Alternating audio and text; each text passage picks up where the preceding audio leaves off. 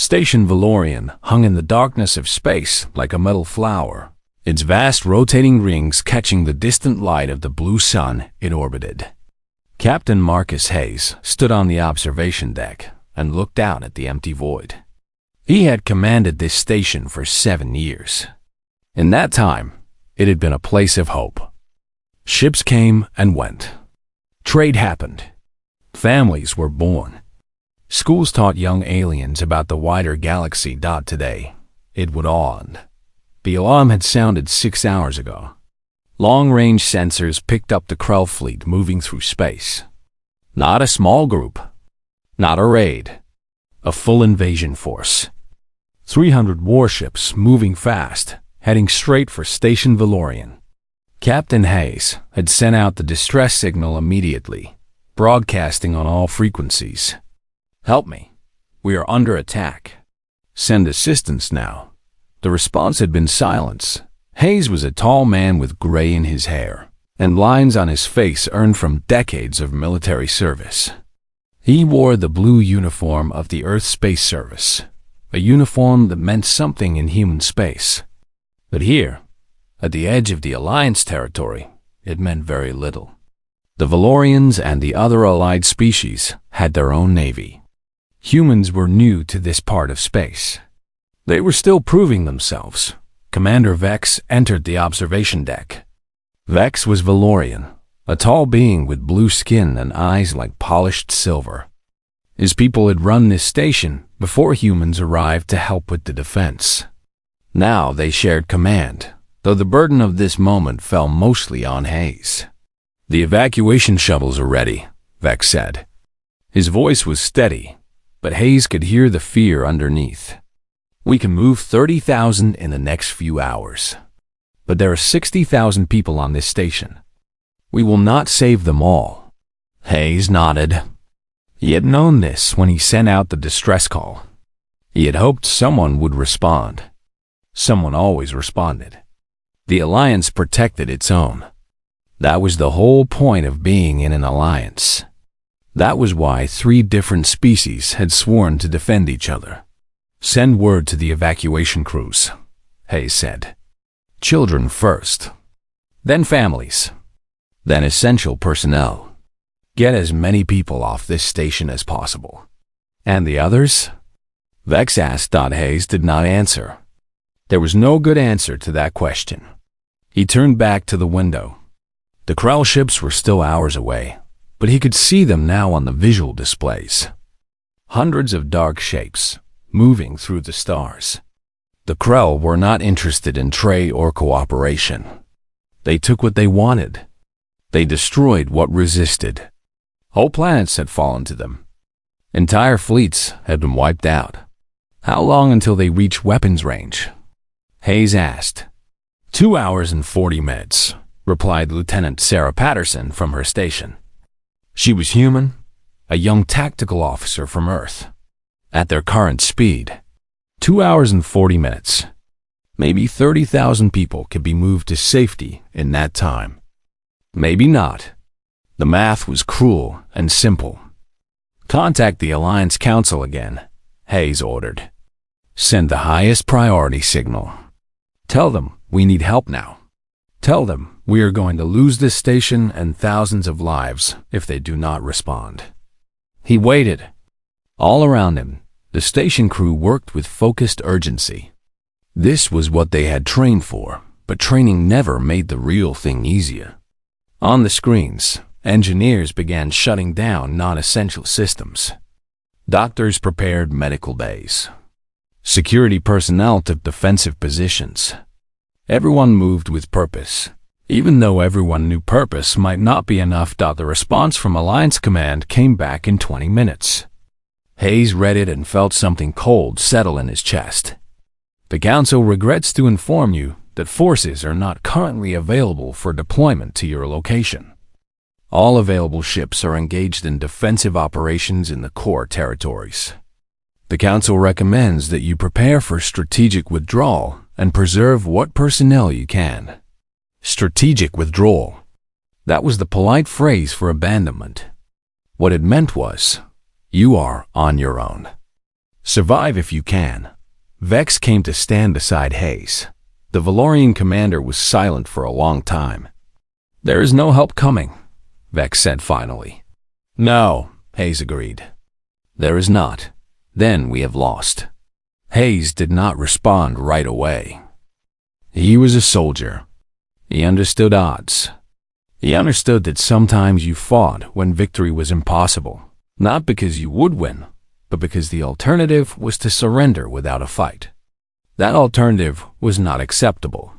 Send another message, Hayes said to Patterson. Tell them we will defend this station as long as we have weapons and crew to fire them. Tell them we bought them time to prepare their defenses. And tell them that humans remember those who abandon their allies. As Patterson sent the message, Hayes turned back to the observation screens. The Krell fleet grew larger in the displays. Still 2 hours away. Still coming. Still unstoppable. The crew worked in silence, except for the voices giving orders and receiving confirmations. The evacuation shuttles launched, carrying the first waves of people away from the station. Children pressed their faces to the small windows, not understanding why they had to leave. Parents held them close and did not explain 30,000 people were not enough. But they were something. They were lives that would continue. That was what mattered now. Hayes walked through the station corridors, checking on his crew. He stopped to watch a group of human soldiers checking their weapons. They knew what was coming. They knew the odds were terrible. None of them suggested retreat. None of them asked why they were staying. They understood that you did not abandon a station full of people without a fight, even if the fight was hopeless. In the medical center, Dr. Lisa Chen was preparing emergency supplies.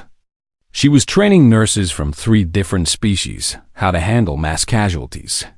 Her hands moved with quick precision, but her eyes were worried. How long? She asked Hayes when she saw him. 2 hours, he said. She nodded and went back to work. There was nothing else to say. Back on the command deck, the tactical display showed the Krell fleet approaching. The red dots representing their ships looked like a spreading stain of blood on the black void.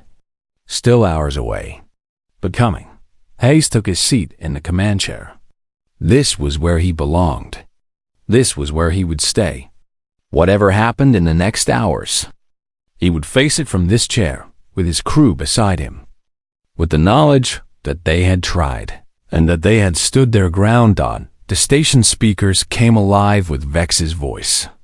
All personnel not engaged in defense or evacuation operations will proceed to secure shelters. All evacuation teams will complete their work and return to the station by 0100 hours. This is not a drill. This is not a practice exercise. This is real. Stay alert.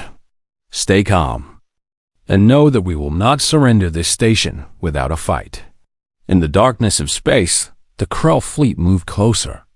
In 2 hours, the attack would begin. In 2 hours, everything would change. Captain Hayes watched the displays and waited for the battle to begin. The Krell attack came exactly when the sensors said it would. The Valorian station's defensive weapons opened fire as the first wave of enemy ships entered range. Explosions lit up the darkness. Shields flared bright blue as laser fire struck them. The station rocked with the impact of incoming fire. Alarms shrieked through every corridor. Captain Marcus Hayes gripped the arms of his command chair and watched the battle unfold on the tactical display. The numbers were devastating. 300 Krell ships against 1 small station. 150 defense guns mounted on the station's rings and domes. It was not even close. The Krell ships worked in coordinated groups, focusing their fire on specific points. The station's shields were strong, but they would not hold forever. Nothing lasted forever under this kind of assault. Return fire on Sector 4. Hayes ordered. Focus on the lead formation. Make them pay for every meter. The station's guns responded. A Krell cruiser took multiple hits and broke apart. Its wreckage scattered across the void, but 10 more ships moved forward to take its place. The casualties meant nothing to them. The Krell did not value individual lives. They valued conquest. Lieutenant Sarah Patterson's hands moved rapidly across her tactical console. Shields holding at 87%. 2 sections of the station are losing pressure. We have hull breaches on levels 12 and 14. Evacuation teams are working to seal them. Hayes watched the damage reports scroll across his screen. The station was bleeding air and people. In the medical center, Dr. Chun was running out of supplies and out of time. On the docks, the last evacuation shuttle was being loaded with children and families. They would escape. That was good. That was something. How many people still on the station? Hayes asked. 35,000, Vex said quietly. The Valorian commander stood at the other side of the command deck, watching his world die. The shuttles cannot move any faster. We did not have time to build them for speed. 35,000 people who would not escape. 35,000 lives that would end in the next few hours. Hayes pushed that thought away. He could not save them all. He could only fight. Sector 4 shields down to 60%, Patterson reported. They are concentrating fire on our defensive batteries. Rotate the defensive grids, Hayes ordered. Bring the backup generators online. Buy us time. The battle had been going on for only 8 minutes. It felt like hours. Time moved differently when you were under attack. Every second stretched out. Every explosion felt personal. That was when the sensors detected something impossible. A blip appeared on the tactical display. A single ship, moving at speeds that should not have been possible. It dropped out of faster-than-light travel directly in the attack zone, positioning itself between the Krell fleet and Station Valorian. What is that? Vex asked. Patterson checked their instruments. It is a human warship. Earth Space Service. Designation S Valiant. I am reading Captain Lauren Fisher in command. Hayes felt something shift in his chest. A human ship. Just one. Against 300 Krell vessels. It was the most hopeless thing he had ever heard. And it was the most beautiful thing he had ever seen. The S Valiant was a military vessel, smaller than a Krell cruiser, but built with human engineering and human determination. Her shields flared to life as Krell fire turned toward her. She did not try to avoid the attack. She moved deeper into it, placing herself directly in the path of the enemy fleet. On the command channel, Captain Fisher's voice came through, steady and clear. This is Captain Lauren Fisher of the ESS Valiant. We are moving to defensive position. All Alliance vessels initiate emergency evacuation protocols. We will buy you time. Buy them time. That was what she said. As if a single human warship could stand against 300 Krell vessels. As if the math might somehow work out differently because humans refused to accept what was obvious. The Krell commanders clearly thought the Valiant was either damaged or crewed by fools. They redirected a small portion of their fleet to deal with it, clearly expecting to crush this new threat in minutes, while the rest of their forces continued to assault the station. That was their first mistake. The Valiant's weapon systems came online with precision and fury. Not wild, desperate fire, but calculated strikes at critical points in the Krell formation. The human ship was smaller and faster than anything the Krell had encountered. She moved through their fleet like a knife through silk, striking at weaknesses, avoiding concentrated fire, and always positioning herself between the Krell and the evacuating civilians. A Krell frigate took 3 direct hits to its power core and exploded. Another ship lost its weapon systems to a perfectly timed salvo. The Valiant was not trying to destroy the entire Krell fleet. That was impossible. But she was trying to make the Krell cost for every meter they advanced. She was trying to buy time. And it was working. Captain Hayes watched the tactical display with growing hope. The Krell fleet was regrouping, focusing more ships on the Valiant.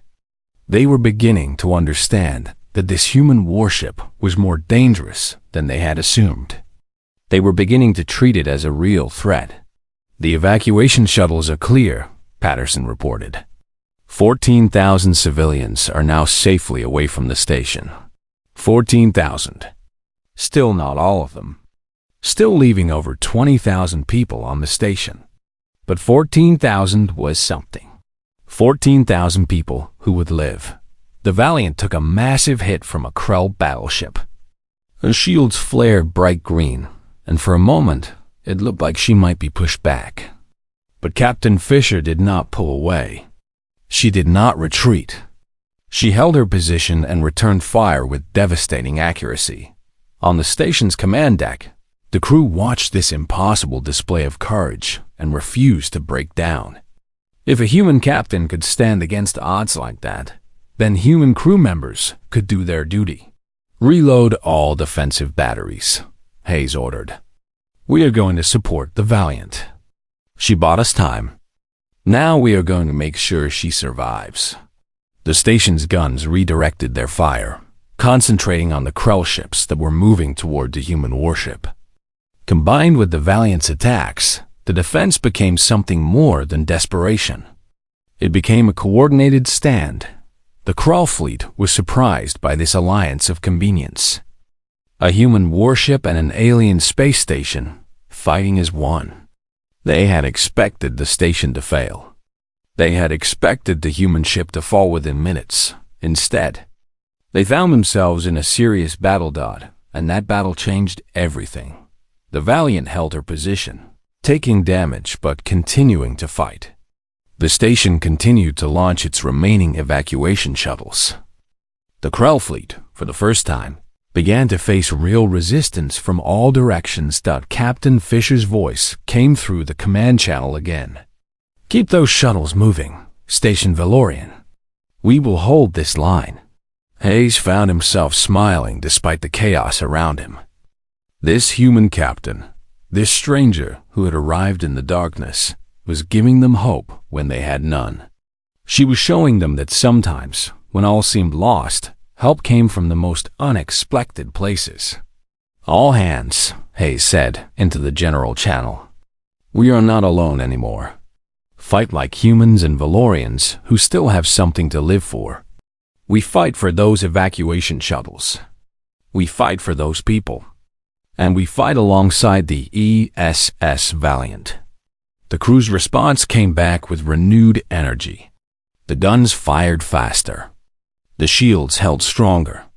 And above it all, the ESS Valiant danced through the fire of 300 ships, proving that humans had no business being where they were, but they would not leave, not while people still needed them. The battle raged for 6 hours without stopping. The ESS Valiant was damaged in ways that would have crippled a Krell ship 5 times her size, but she did not stop. Her crew moved through corridors that filled with smoke and fire. Her engines pushed her to speeds that made the metal groan and scream. Her weapons fired again and again and again. On the Valiant's command deck, Captain Lauren Fisher stood at the center of controlled chaos. Around her, crew members worked at stations that sparked and went dark and somehow came back online. She was a woman in her 50s, with dark hair pulled back and eyes that had seen combat before. This was not her first battle, but it might be her last. Chief Engineer Robert Sullivan worked in the engine room, trying to keep power flowing to weapons and shields when the Valiant had been designed for neither level of sustained combat. He was covered in grease and sweat. His hands were burned from touching hot metal. But he kept working, kept pushing the engines harder, kept finding ways to squeeze more power from systems that had already been pushed past their limits. "I am bleeding coolant from the port stabilizer," Sullivan reported to the bridge. His voice was hard and professional, but underneath it, Fisher could hear pain. "If we do not stop firing for 30 seconds, the whole system is going to go." "We cannot stop firing," Fisher said. "The moment we stop, the Krell will push forward and overwhelm the station." "How long can you hold?" Sullivan looked at his console. Red lights covered the display. Every system was screaming that it could not take any more. In 30 seconds, the port stabilizer would explode. In 60 seconds, the weapons grid would fail. In 90 seconds, the shields would drop. "I can hold," Sullivan said.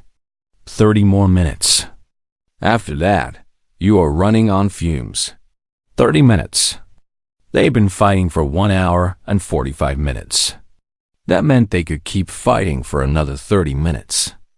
In the grand scheme of the battle, that was nothing. But in the immediate moment, it was everything.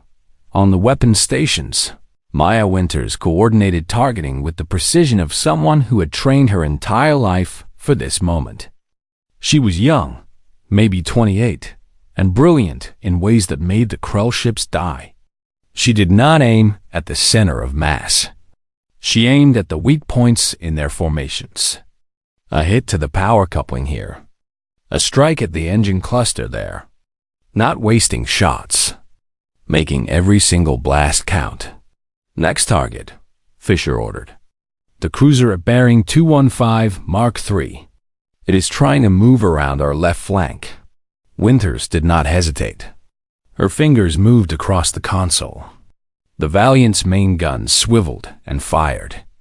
The Krell cruiser never saw it coming. The hit struck exactly where Winters intended, and the ship lost power. Without power, it was just drifting metal. Without weapons, it was no threat. Direct hit, Winters confirmed. Moving to next target. But the cost was rising. The Valiant took a hit that tore through her starboard shields. The explosion killed 15 people in that section. The ship shook, and for a moment, it looked like she might break apart. "Shields down to 40%, reported Lieutenant David Kumar from his station. His face was pale, and blood ran from a cut on his forehead. "Main power grid is failing. Backup systems are kicking in, but they are not going to hold much longer. Reroute power from non-essential systems," Fisher ordered. "Life support in the damaged sections can go to minimum. Shield generators take that power.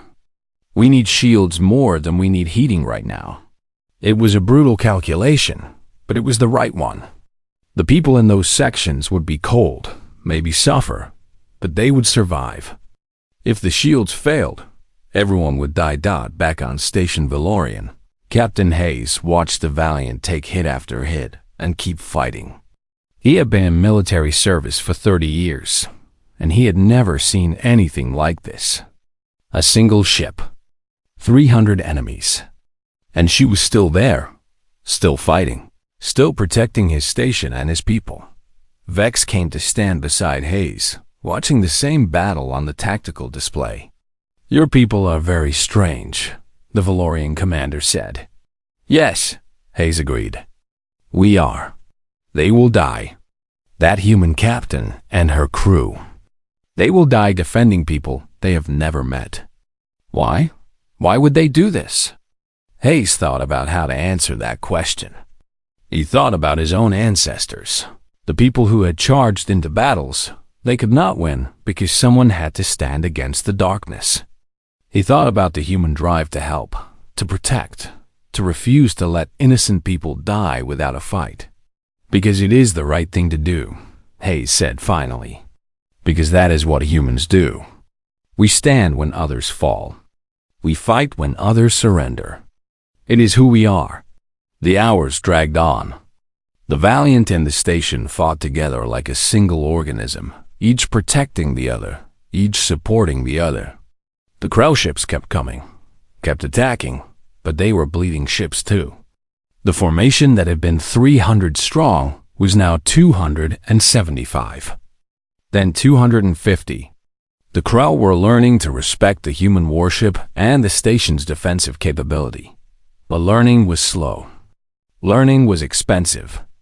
Learning meant more ships died. On the Valiant, Captain Fisher knew they could not last much longer. She called engineering again. Sullivan, what do we have left? The chief engineer did not answer immediately. When he did, his voice was rough with exhaustion. Captain, I have given you everything the Valiant has. We are running on fumes and hope. The port stabilizer is going to fail in 5 minutes. When it does, we lose 30% of power. After that, I do not know if I can keep the reactor stable. 5 minutes. 5 minutes, and then the ship would start dying by pieces. Fisher looked around her command deck at the crew that had fought beside her through this impossible battle. They were burned and bleeding and exhausted. But they were still fighting. They were still here. All hands, Fisher said into the general channel. This is the captain. You have fought with honor and courage today. Whatever happens in the next minutes, know that you have done everything that could be asked of you. You have protected the innocent. You have stood against darkness. You have been human in the best way possible. I am proud to serve alongside you. The crew did not respond with words. They responded by continuing to work, continuing to fight, continuing to refuse surrender, even when surrender would have been easy. The Krell fleet moved closer. The station shields were now at 50%. The Valiant shields were down to 30%. But still they fought. And still, the evacuation shuttles moved away from the station, carrying the people that both ship and station had died to protect. That was what mattered now. Not survival. Not victory. But the people who would live, because two groups of beings had decided that some things were worth dying for. The port stabilizer failed exactly as Chief Engineer Sullivan had predicted. The entire aft section of the ESS Valiant lost power. Lights died. Consoles went dark. The ship shuddered and fell slightly behind in her defensive position. For 3 seconds, a gap opened in the shield between the Krell fleet and Station Valorian. 3 Krell cruisers moved to exploit the gap. 3 new ships began advancing toward the station. If those ships reached the station, the evacuation would be interrupted. Families would be torn apart. Children would die in the vacuum before the shuttles could reach them. Captain Fisher did not hesitate. Sullivan, I need everything. Overload the starboard reactor. Give me one massive power surge. Sullivan's response came immediately. Captain, that will destroy the ship. I know, Fisher said. Do it. That is an order. In the engine room, Chief Engineer Robert Sullivan looked at the reactor controls in front of him. He had spent his life learning how to keep reactors stable, how to maximize power without causing cascading failures. Now his captain was ordering him to do the opposite. She was ordering him to break the reactor on purpose. He thought about the 14,000 people in the evacuation shuttles. He thought about the families packed shoulder to shoulder in those shuttles, holding children and elderly relatives. He thought about Captain Marcus Hayes on the station, still fighting, still protecting those people. Sullivan reached out and began typing commands into the console. One by one, the safety protocols disengaged. One by one, the cooling system shut down. The reactor temperature began to rise. Alarms shrieked through the engine room. Red lights covered every surface. Overload in 60 seconds, Sullivan reported. I am staying here to make sure it holds until maximum power is reached. He was not going to evacuate. He was not going to run. He was going to stand in the engine room while the reactor destroyed everything around him, making sure the overload happened exactly as the captain wanted, on the command deck. Captain Fisher understood what that meant. She understood that Chief Engineer Robert Sullivan had just made his final decision. She understood that sacrifice was already written in his future. Thank you, Sullivan, she said simply. You have been the best crew a captain could ask for. The chief engineer did not respond. He was too busy making sure his death would count for something. The power surge built. The Valiant's weapons charged one final time. The targeting systems locked onto the 3 cruisers that had broken through the gap. Weapons Officer Maya Winters gave the command to fire, and what came out of the Valiant was not a normal weapons discharge. It was a burst of raw, uncontrolled energy. It was the death cry of a ship becoming a weapon of last resort. The 3 Krell cruisers never saw it coming. The energy burst struck them with devastating force. All 3 ships took critical damage. All 3 lost power. All 3 began to drift helplessly.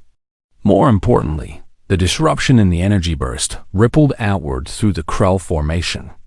Secondary explosions cascaded through several nearby ships in the vacuum of space.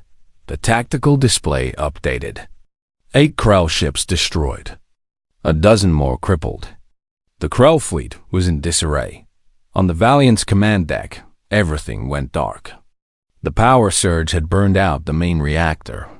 Secondary systems came online slowly, bathing the command deck in red emergency lighting. Captain Fisher stood in the crimson glow and looked at her crew. "Are the evacuation shuttles clear?" she asked. Lieutenant Kumar checked his console. The light was dim, but it was enough to see the readout. "Yes, Captain. All civilian shuttles are beyond weapons range. They are moving toward the rally point. They are safe." Safe. The word hung in the air. 49,000 people, most of them civilian, were safe. They would live. They would reach safety and tell the story of what had happened here. Fisher turned to look out at the darkness. The Krell fleet was gathering itself, preparing to continue the assault. The Valiant had no power, no weapons, no shields. The ship was dying, and there was nothing they could do to stop it. "Station Valorian." Fisher transmitted on all channels, her voice steady and calm. "This is ES Valiant. We have expelled our final energy reserve. The evacuation shovels are clear. I am taking the Valiant into a holding pattern. I repeat, we are holding position. You are no longer required to defend the station. Evacuate all remaining personnel." Captain Marcus Hayes received the transmission and understood immediately what Fisher was doing. She was staying. She was placing the Valiant as a barrier between the Krell fleet and the station, giving the station time to complete its evacuation and escape. She was making herself and her crew a sacrifice so that others could live. "Negative," Hayes transmitted back. "ES Valiant, we are staying with you. Station Valorian maintains defensive position." "That is an order. Station Valorian, evacuate. Now." But Hayes did not order evacuation. Instead, he ordered the station's remaining shuttle to launch and told the crew to prepare for a final evacuation jump. The station had jump engines. It could move through space, not as fast as the Krell ships, but fast enough to survive. But he would not activate those engines until every possible person had been evacuated. The last 2,000 people on station, Valorian, were loaded into the final shuttle. As it launched, as it cleared the docking bay, Captain Hayes gave the order. The station's jump engines came online. The station began to glow with the energy of faster-than-light preparation, but not before Hayes took time to transmit a final message to the ESS Valiant. "Captain Fisher, you have given us something humans had forgotten. You have given us hope. You have given us a reason to believe that people matter more than power. Thank you. We will remember. We will tell the galaxy what happened here. Your sacrifice will not be forgotten." The message reached Fisher on the dying bridge of her ship. For the first time in the entire battle, tears appeared in her eyes. She did not wipe them away. She did not try to hide them. She was a captain, and captains did not hide their feelings when those feelings were grief for those they had lost and pride in those who remained. The Valiant hung in space, dark and powerless. The Krell fleet began to move toward it, preparing to finish what they had started. But they moved slowly, confused. They expected resistance. They expected weapons. They expected the Valiant to fight to the end. Instead, they found a ship that had already given everything. Chief Engineer Robert Sullivan died in the engine room when the reactor finally failed completely. Maya Winters was in the weapons section when the explosion rippled through that corridor. David Kamar, Joshua Patterson, Lisa Wong, and dozens of others made their final stands in the growing darkness of their dying ship. But they had done it.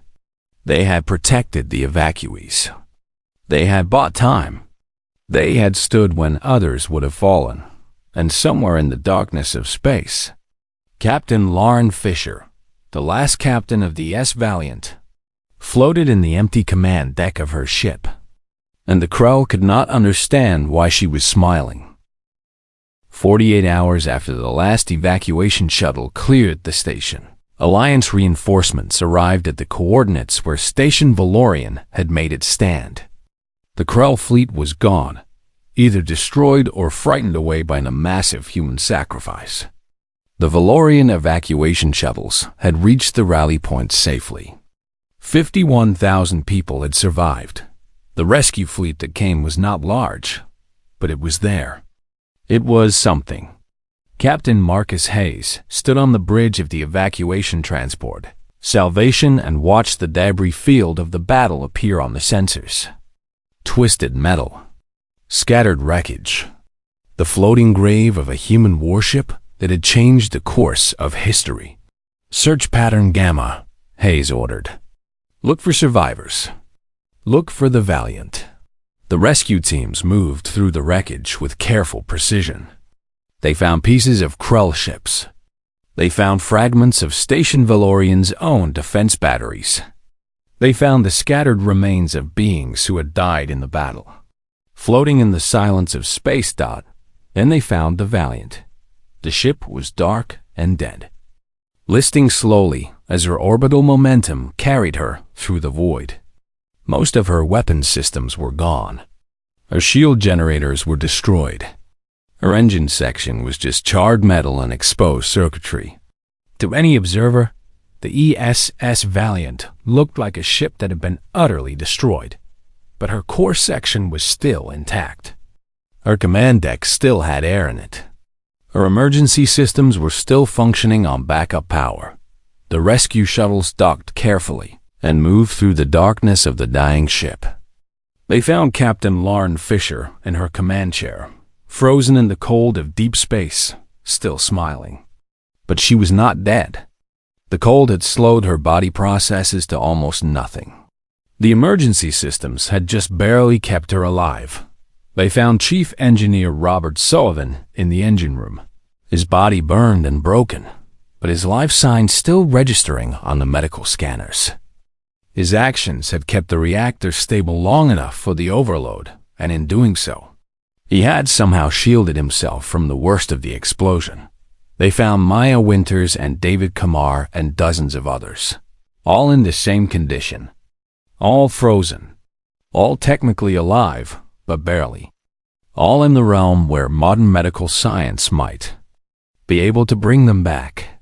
The rescue teams carefully placed each crew member in emergency stasis fields that would preserve what remained of their lives until they could reach proper medical facilities. One by one, the crew of the ESS Valiant was removed from their ship and carried towards safety. Last person to leave the Valiant was Captain Hayes.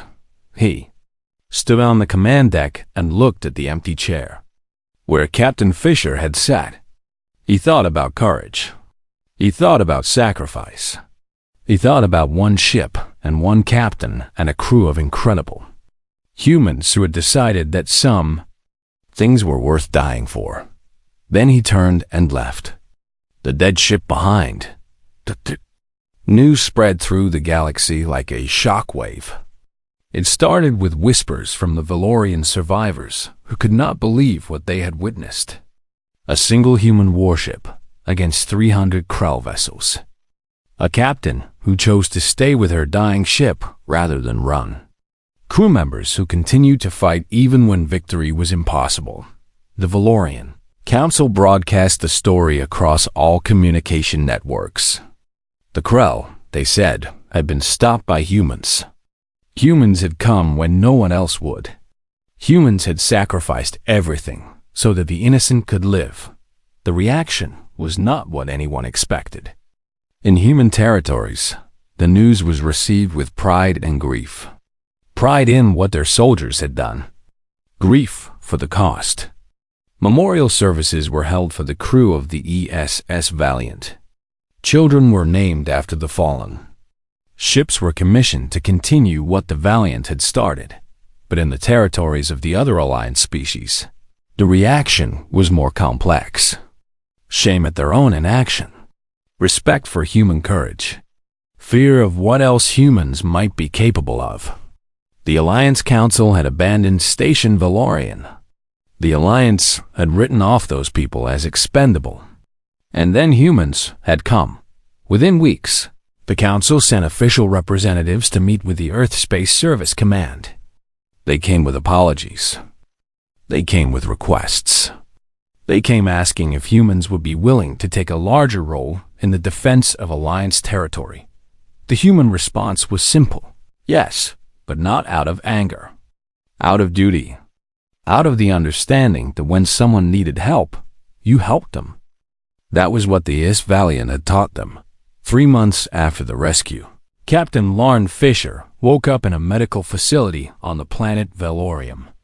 She had been in stasis for exactly 87 days.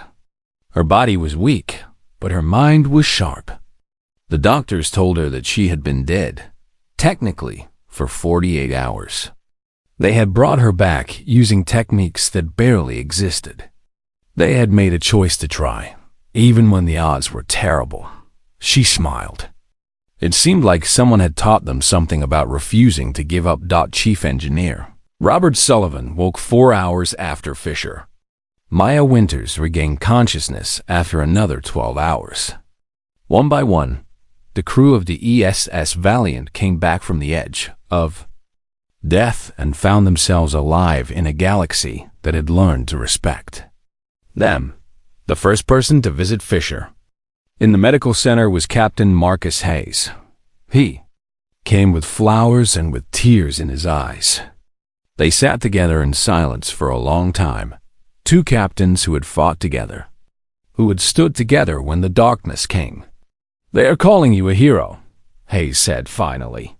"I did what needed to be done," Fisher replied. "So did you." "Maybe," Hayes agreed. "But they will remember you. The entire galaxy will remember what you did. Humanity will remember. And the Alliance will never be the same. Because you showed them something they had forgotten. You showed them that humans are not afraid to stand against the darkness." Fisher thought about her crew, about Sullivan and Winters and Kumar, about all the people who had worked beside them on the Valiant, about the choices they had all made when victory seemed impossible. "We are afraid," she said. "We were terrified. But we stood anyway. That is what humans do. That is who we are." Within a year, the news had spread to every corner of known space. The story of the ESS Valiant and Captain Lauren Fisher became legend. Human military academies used the battle as a teaching example. Alien children learned about the humans, who had sacrificed everything for strangers. And the response from the galaxy was slow but certain. Slowly, carefully, other species began to understand that humans did not measure strength by firepower alone. Humans measured strength by the willingness to stand against darkness, by the courage to protect the innocent, by the capacity to sacrifice for others. Trade agreements were rewritten to give humans a larger voice. Military alliances were restructured to include human defenders. Education programs began to teach about human values and human courage. The galaxy was learning what it meant to have humans as allies. Captain Fisher recovered fully from her wounds. Captain Hayes was promoted to Admiral. Station Valorian was rebuilt, and humans helped stand guard over it. Chief Engineer Robert Sullivan trained the next generation of engineers. teaching them that innovation and determination could overcome any obstacle. Maya Winters became a legend among tactical officers. They all lived with the knowledge that they had changed the course of history. Years later, a statue was erected in the main plaza of New Valorium, the city built to replace the station that had fallen. The statue depicted Captain Lauren Fisher standing with her hand raised, not in surrender, but in greeting. Below it, a single inscription read, "They thought no aid was coming." Then a human warship howled from the void, and in the minds of billions of beings across the galaxy, a simple truth took root. When darkness comes, when evil rises, when innocent lives hang in the balance, humanity will come. Not because victory is certain, not because the fight is easy, but because some things are worth standing for, some things are worth dying for, and some battles are worth fighting even when the odds are impossible.